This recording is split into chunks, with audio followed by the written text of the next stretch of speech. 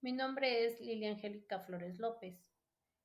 El grupo es Módulo 14, Campo 4, Generación 25, Grupo 54.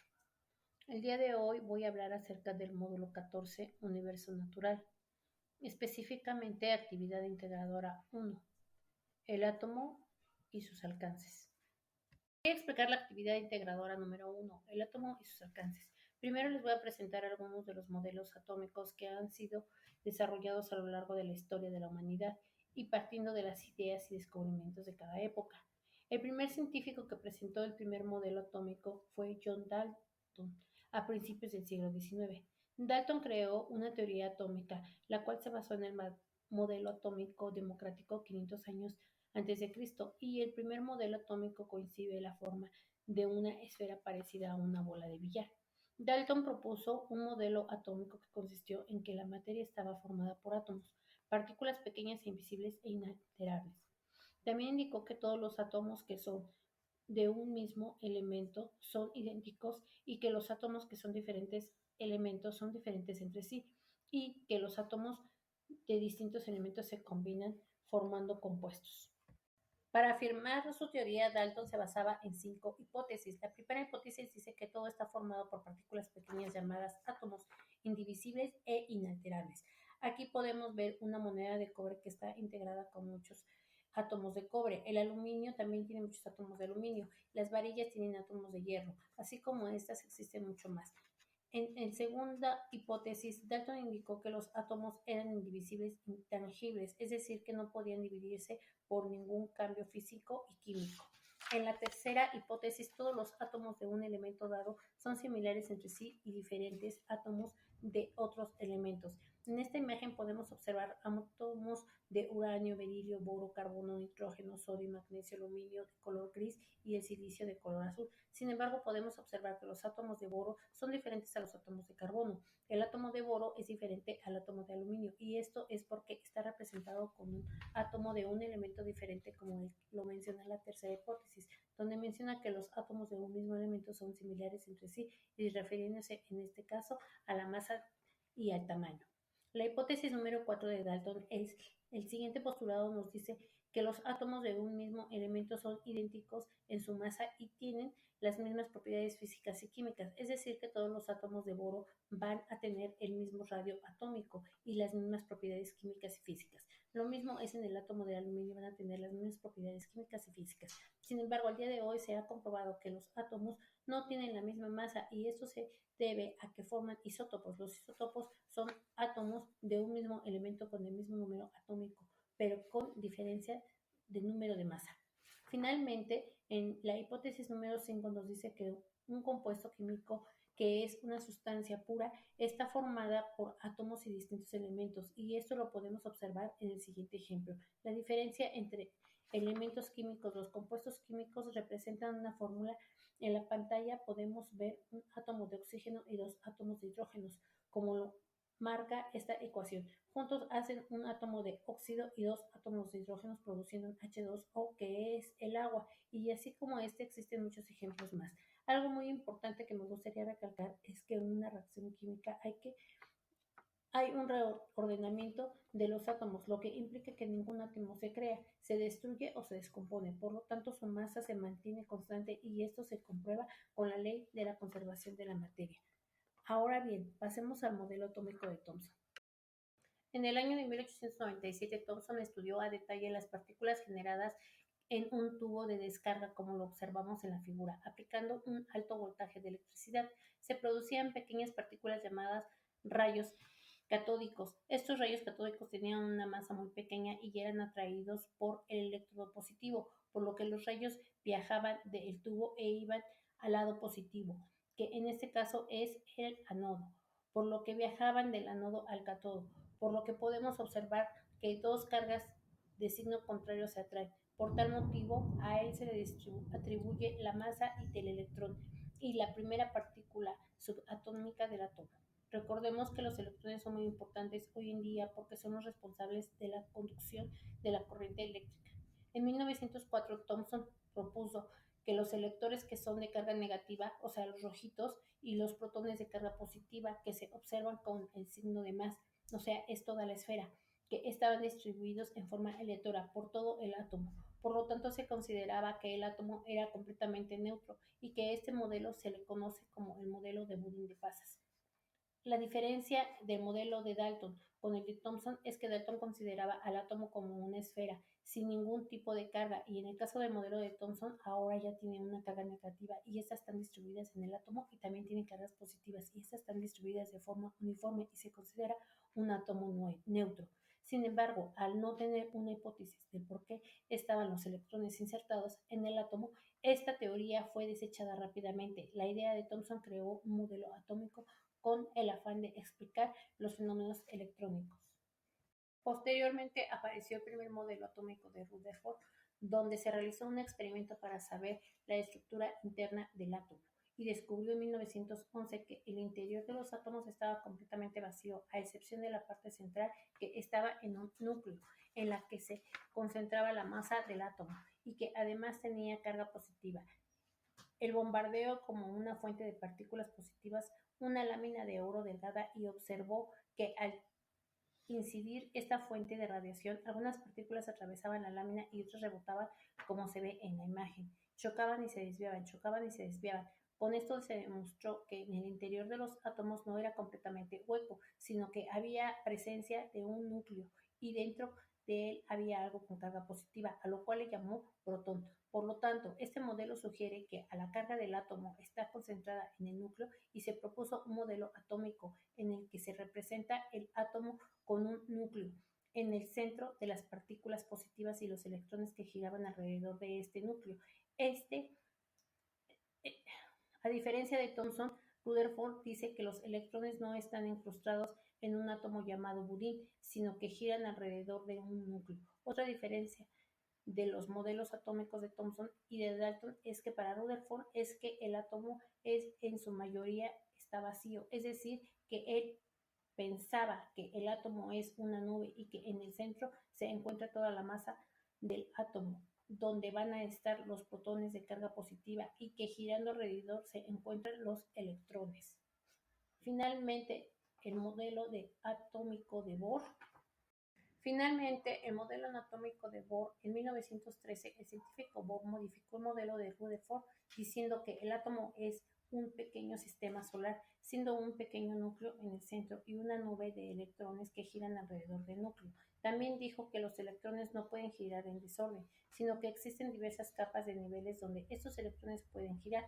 Así, para cada electrón había un sitio específico a una distancia específica desde el núcleo del átomo a la periferia, como podemos verlo en este esquema. El núcleo conformado por protones y neutrones en las órbitas girando los electrones. El concepto de órbita es donde el átomo absorbe y emite energía. Ahora veamos las diferencias entre cada uno de los modelos atómicos. La diferencia de Rutherford con Bohr es que los electrones podían girar en cualquier distancia con respecto al núcleo, mientras que en el modelo de Bohr los electrones tienen ciertas distancias donde les es permitido girar alrededor del núcleo, y cuando más cerca esté del núcleo esta órbita será menor energía, y cuando los electrones pertenecen en una misma órbita el átomo conserva su energía, pero al cambiar de órbita el átomo absorbe o emite energía en forma de luz.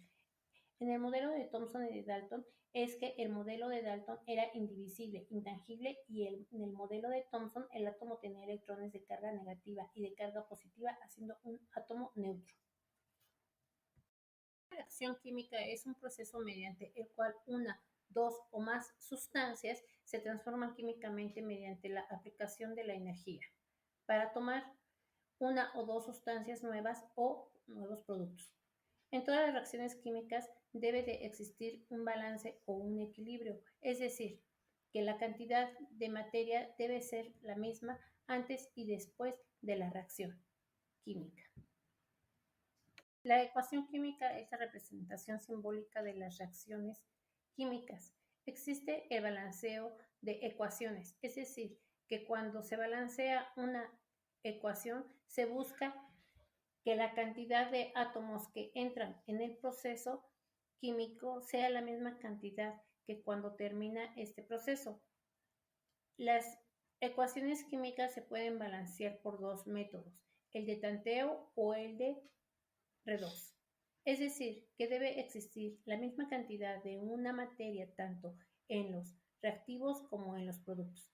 El método de tanteo consiste en modificar los coeficientes de cada una de las sustancias y de los reactivos, utilizando la falla y el error hasta que las cantidades de los elementos sean los mismos, tanto los reactivos como en los productos. El método del redox es necesario calcular el número de oxidación de cada uno de los elementos que participan en la reacción. A continuación voy a dar algunos ejemplos. Lo primero que es identificar los elementos químicos de la ecuación química y después es cuantificar los activos. Los reactivos, el procede y los productos. Por ejemplo, tenemos esta fórmula, es H hidrógeno más O oxígeno, produce H2O, hidrógeno 2 y oxígeno 1, por lo tanto esta es la fórmula del agua. Como pueden observar en los reactivos y en los productos, esto no está balanceado, vamos a balancearlo.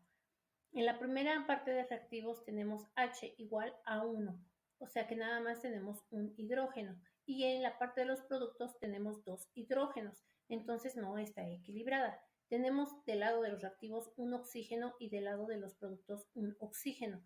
Que esto quiere decir que nada más vamos a balancear lo que es el hidrógeno. Por lo tanto, del lado de los reactivos yo puse un antecesor de 2, porque 2 por 1 me da 2. Es buscar un número que multiplicado por sí me dé 2 para poderlo igualar. Y del lado de los productos ya tenemos el hidrógeno que son 2. Por lo tanto, ya quedó balanceada nuestra fórmula y queda 2 hidrógenos más un oxígeno es igual a el producto H2O. Otro ejemplo que les voy a dar es el de 2 nitrógenos más 2 hidrógenos en los reactivos. Y en los productos tengo un nitrógeno y 3 hidrógenos. Como se dan cuenta, tampoco está balanceada. Vamos a balancearla. Primero ponemos lo que son los componentes, 2 nitrógenos del lado de los reactivos y tenemos 2 hidrógenos también del lado de los reactivos. Del lado de los productos tenemos un nitrógeno y 3 hidrógenos. Como podemos observar, no están balanceadas, pues vamos a balancear primero lo que son los nitrógenos. Del lado de los reactivos tenemos 2 y del lado de los productos tenemos 1. Por lo tanto, un número multiplicado por 1 para que nos den 2 sería el 2. Entonces vamos a poner un antecesor en el lado de los productos. Entonces quedaría 2 nitrógenos. Y del lado de los reactivos ya tenemos 2 hidrógenos. Es decir, que ya está equilibrado nuestros nitrógenos. Pero al momento de que ponemos un antecesor, se está multiplicando los hidrógenos. Por lo tanto, tenemos 3 hidrógenos por 2, ya serían 6 hidrógenos los que tenemos del lado de los productos. Pero del lado de los reactivos nada más tenemos 3. Entonces tenemos que buscar un número multiplicado por 2 que nos dé 6. Entonces es el 3. Por lo tanto, le ponemos un antecesor que es 3 hidrógenos por 2. 3 por 2 son 6. Entonces los reactivos quedan 6 hidrógenos y del otro lado de los productos ya tenemos 6 hidrógenos. Por lo tanto, ya quedó balanceada esta operación. Enlaces químicos. Un enlace químico es la fuerza que une a los átomos para formar un compuesto, es decir, electrones y de los átomos y se distribuyen en la energía total de la sustancia que se formó. Es menor cuando los átomos estaban separados. Existen 3 tipos de enlaces químicos, el iónico, covalente y metálico. El enlace iónico es uno de los átomos que participa en el enlace, cede electrones formando un catión, que es un átomo de carga positiva, y el que recibe el electrón forma un anión, es un átomo de carga negativa. El enlace se establece por la atracción electrostática entre el catión y el anión y está capacitada para donar o ceder electrones dependiendo de la electronegatividad de cada átomo.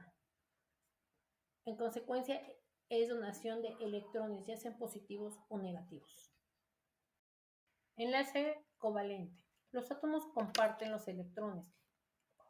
Ocurre en átomos de enlaces o no metálicos. Y esto se le llama un electrón compartido, como podemos observarlo en la imagen. Son los átomos que están cruzados y están compartiendo electrones.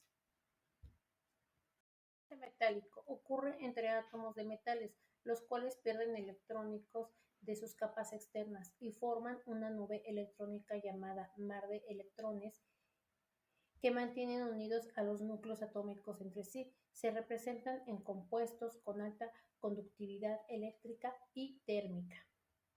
Lo podemos ver en este ejemplo. Por lo tanto, los modelos atómicos no nos sirven para representar las formas en las que se enlazan los ingredientes y elementos para formar compuestos. Finalmente, en esta diapositiva presento las fuentes de consulta.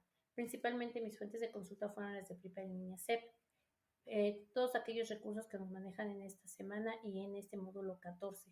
Posteriormente también investigué acerca de las biografías de cada uno de estos científicos.